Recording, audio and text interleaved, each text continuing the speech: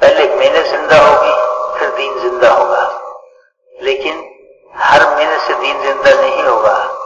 جس طریقے سے جناب رسول اللہ صلی اللہ علیہ وسلم محنت فرمائی، جب آپ والے طریقے پہ محنت کی جائے گی، آپ والے درد و غم کے ساتھ، آپ والی قوت کے ساتھ، تو اس پہ اللہ تعالیٰ شان اپنی قدرت سے دین کو زندہ فرمائیں گے کہ دین تو اللہ بھی زندہ کرے گا۔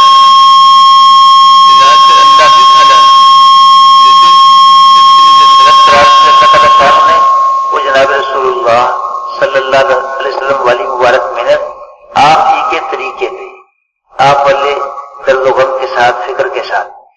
تو اب یہ کہ آپ والی مبارک محنت میں جیسے ہم آپ بزرگوں سے بارہا سنتے ہیں کہ آپ نے جو سب سے پہلے جو محنت فرمائی وہ یقینوں کو درست کرنے کی محنت فرمائی، تو ہم بھی آپ کی اتباع میں سب سے پہلے یقینوں کو درست کرنے کی محنت کریں گے۔ তো বলেন যে এই জন্য আমাদের জিম্মায় হলো দিনের উজুদ, দিনের অস্তিত্ব এটা নির্ভর করে মেহনতের উপরে। যখন মেহনত হবে, দিনের মেহনত হবে, তখন দিন জিন্দা হবে। কিন্তু সব রকমের মেহনতের দ্বারা দিন জিন্দা হবে না। ওই মেহনতের দ্বারা দিন জিন্দা হবে যে মেহনত হুজুর সাল্লাল্লাহু আলাইহি ওয়াসাল্লামের তরিকা সম্বলিত মেহনত। অর্থাৎ হুজুর সাল্লাল্লাহু আলাইহি ওয়াসাল্লাম যেভাবে মেহনত করছেন ওইভাবে মেহনত করার দ্বারা হলো দিন জিন্দা হবে। এই জন্য আমাদের জিম্মায় হলো হুজুর সাল্লাল্লাহু আলাইহি ওয়াসাল্লামের তরিকা অনুযায়ী মেহনত করা। হুজুর সাল্লাল্লাহু আলাইহি ওয়াসাল্লামের মেহনতের তরিকা কি ছিল? সর্বপ্রথম হুজুর সাল্লাল্লাহু আলাইহি ওয়াসাল্লাম কি মেহনত করছেন, কিসের উপরে মেহনত করছেন?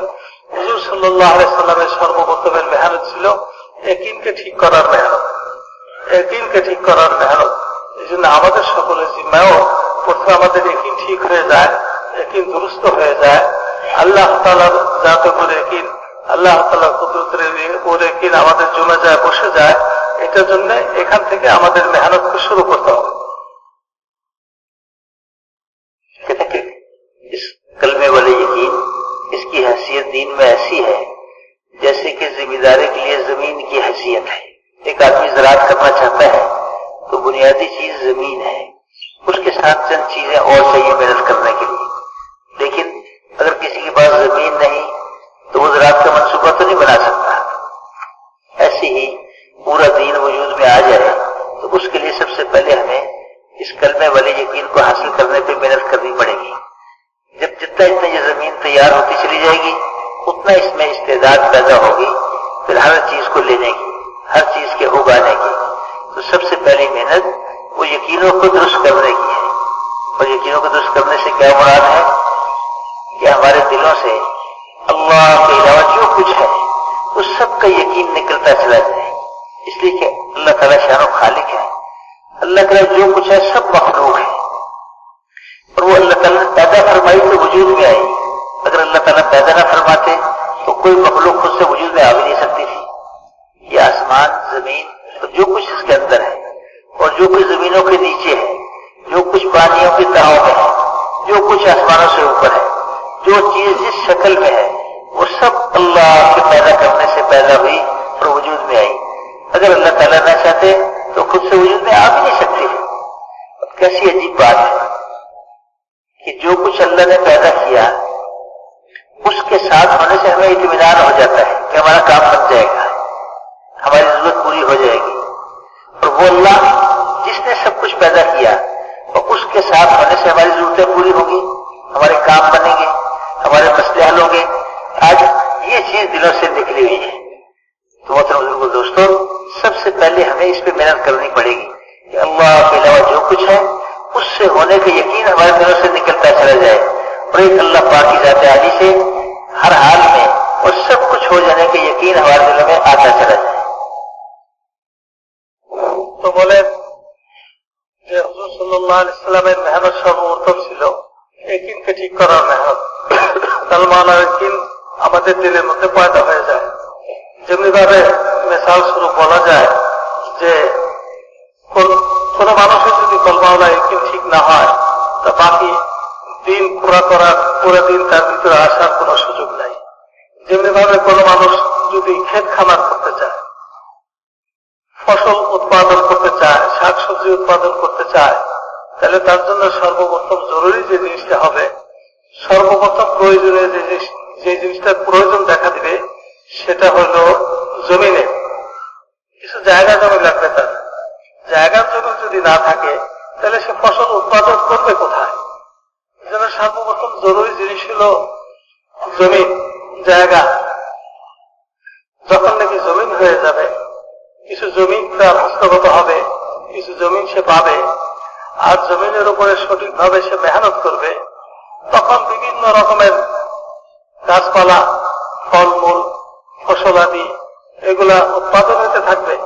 কিন্তু জমিন শক্ত, জমিন ছাড়া এগুলো উৎপাদন হওয়ার কোন সুযোগ নাই। অনুরূপভাবে পুরা দিন উজুদে আসুক, এটা যদি আমরা চাই, তো সর্বপ্রথম কলমাওয়ালা ইয়াকিন, যেটা জমিন সাদৃশ্য, এটা আমাদের জন্য জরুরি, এটা আমাদের দরকার হবে।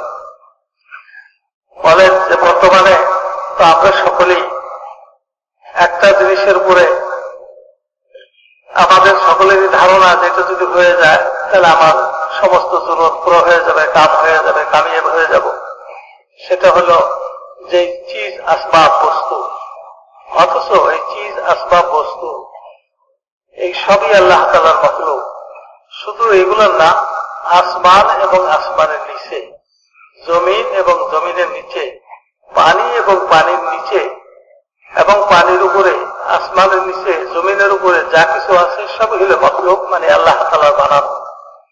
এই মাখলুক, এ বেচারা এগুলো এমনই দুর্বল, এমনই অক্ষম যে আল্লাহ তাআলা যদি না বানাইতেন এর কোনোটাই নিজে নিজে জন্ম নিতে পারত না।